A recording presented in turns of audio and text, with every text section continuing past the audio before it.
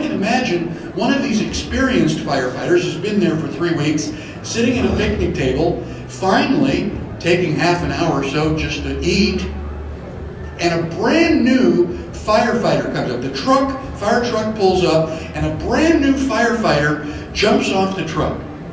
And here you have this wide vista of fire. And the new firefighter's going, oh my God, come on, the forest is on fire. I mean, don't you realize how terrible this is? And the other firefighter's going, yeah.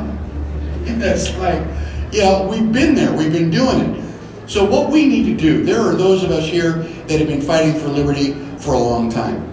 You guys are the firefighters that have been there. You gotta take a break every once in a while. You can't do it all. Right?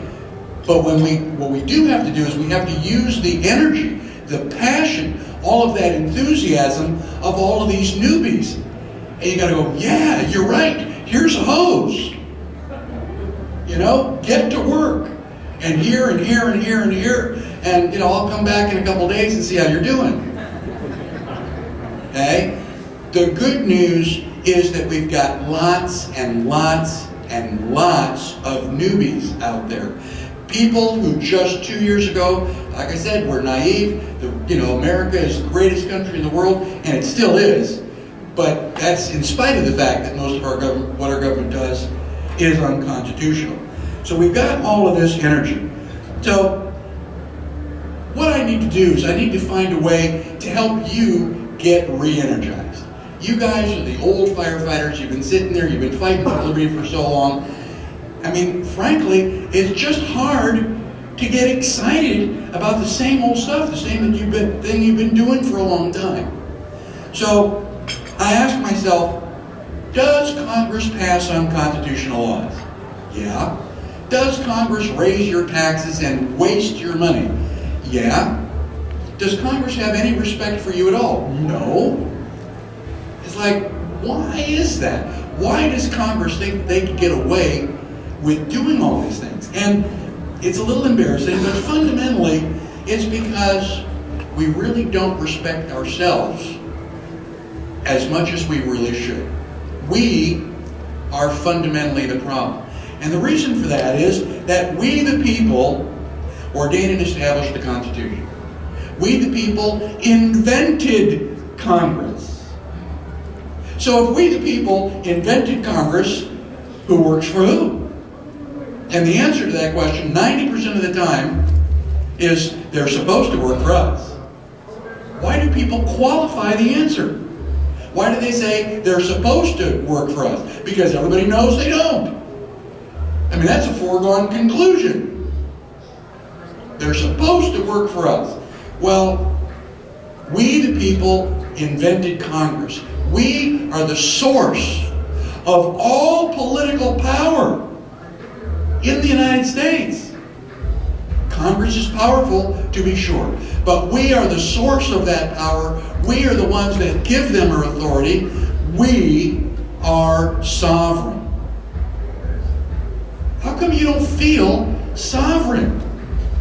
How come you don't feel powerful, given the fact that you are the source of all political power? It's because you're tired. You're a firefighter who's been out there, knocking down trees, pouring water, and you forgot, apparently. And so I'm just here to remind you that you are sovereign. And what I'd like you to do, just to remind yourself, I've written a book, and the book is called Good to be King. And people say, well, why did you name it that? Well, because it's good to be king. I'm sovereign. I'm not going to take permission from the government. I'm the one that gives government permission. We have 300 million kings and queens in this country. And I'm looking, and nearly 100 of them. That's you. You're sovereign. And so just as kind of an exercise, just as a reminder to yourself, and we have mixed company here, so the ending phrase would be either king or queen as gender appropriate, but I'd like to hear you say, it's good to be king. Good, try that.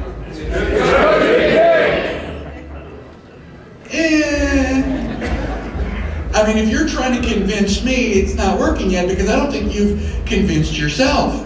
You really need to practice this so that you can go home, move the coffee table, stand in the middle of your domain, and you can say, it's good to be king, and you can do that without laughing. You have to believe it before we can even begin to make Congress believe it. So give it to me one more time. 1, 2, 3. That is much better. I mean, don't you feel better? Don't you feel you're getting some of that enthusiasm back, recharging your batteries? You are the source of all political power. And if you forget that, call me 24/7 and I will remind you. Now, I want to ask, how much do you love liberty? I mean, we have to make this our priority. I think I said Friday night that liberty is not my highest priority. It is my only priority. What good is it to be alive if the government's going to take, 80, 90% of everything I make? That ain't going to happen. So, you have to understand that the bad guys are not going away. You're not going to be able to send them a nasty letter or a petition, with 1,000 names on it and just make them go away. They're going to go, oh, well, yeah, Mike, I see that taxes are way too high. We'll just, cut those taxes in the next legislative session. It's not going to happen. We need to band together, get all these groups together, and in a unanimous front, say, look, you work for us. So we have to make it a higher priority. We have to spend more of our time, more of our energy, and, dare I say it, more of our money on this, on liberty. Now, I love Pennsylvania. I have really great support here. Friday night at the hospitality suite, we did a 50-50 drawing, and the winner said, look, I'll contribute my half. If we can get the audience in the room, that 20, 25 people, to match this, we had to come up with $87.50 to make this all happen and get the Libertarian Party of Pennsylvania a chunk of change they could use for flyers and stuff like that.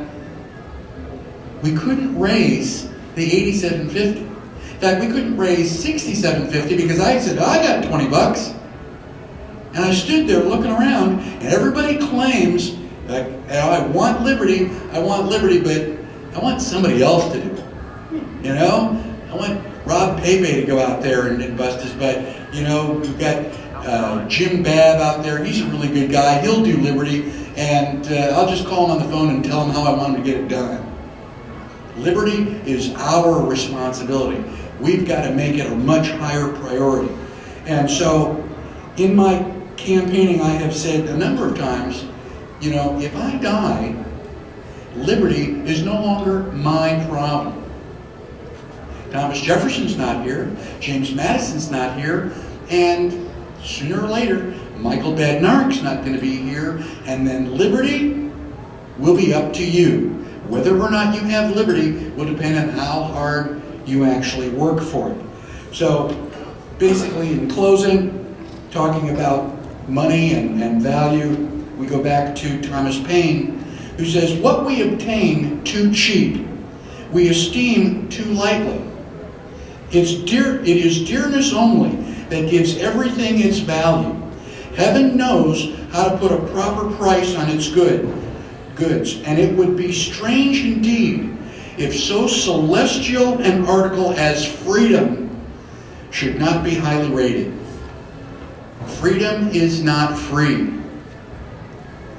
It is up to us to pay the price to make it happen. Thank you very much.